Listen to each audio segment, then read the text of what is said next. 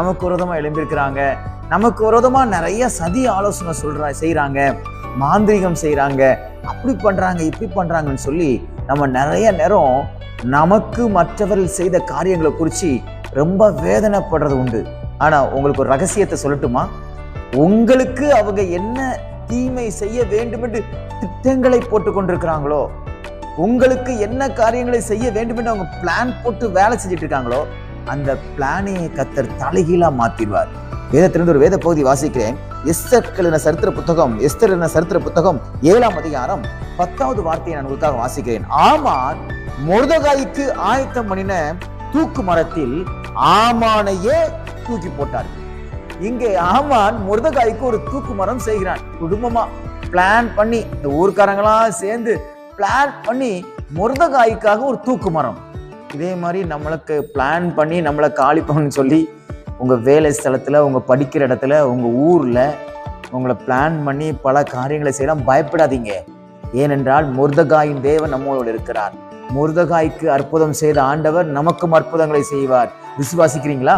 மொர்தெகாயை காலி பண்ணணும்னு அவங்க எல்லாம் திட்டம் போட்டாங்க. ஆனா கர்த்தர் அதை எப்படி மாற்றினார் தெரியுமா? மொர்தெகாய்க்கு ஆமான் எந்த தூக்கு மரத்தை செஞ்சானோ அதே தூக்கு மரத்துல ஆமான தூக்கி போடுகிற அளவுக்கு தேவன் மாற்றிவிட்டார். காரியத்தை இப்படிதான் கர்த்தர் தலைகீழா மாத்துவார்.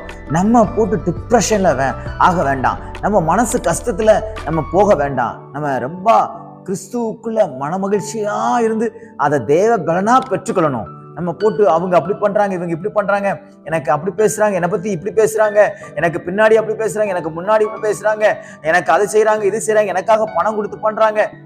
ஒண்ணுமே இல்லைங்க, நத்திங். அது ஒண்ணுமே கிடையாது. காரணம் என்னவென்றால் அவங்க செய்யறது எல்லாமே ஒரு வார்த்தை சொல்லுவாங்க தெரியுமா?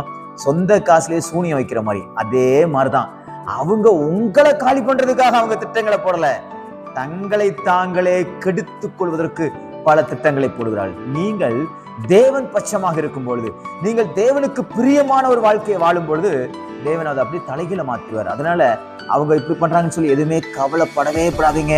யோசிச்சு அழுது ஆமீன் புலம்பி தூங்காம சாப்பிடாம இருந்து அப்படிலாம் இருக்காதீங்க. நல்லா ஜாலியா இருங்க. கர்த்தர் என் கூட இருக்கிறாரு, என் காரியங்கள் எல்லாவற்றையும் அவர் பார்த்துக் கொள்வார். நான் சொல்லுகிறேன், வருகிற நாட்கள்ல கர்த்தர் எப்படிப்பட்ட ஒரு அற்புதத்தை செய்வார் தெரியுமா? உங்களுக்குன்னு நியமிக்கப்பட்டிருக்கிற எல்லா காரியத்திலும் இருந்து உங்களை மீட்டெடுத்து யார் மூலமாக அது செய்யப்பட்டதோ அதிலே அவர்களை சிக்க வைப்பார். சந்தோஷமா இருங்க. மற்றவர்கள் இந்த காரியங்களை பேசுறாங்கன்னு ரொம்ப வருத்தப்படாதீங்க. கர்த்தர் உங்களோடு இருக்கிறார். மொர்தெகாயின் தேவன் உங்களோடு இருக்கிறார். உங்களுக்கு அற்புதங்களை செய்வார். இந்த நாள் உங்களுக்கு ஒரு ஆசீர்வாதமான நாளா இருப்பதாக. God bless you.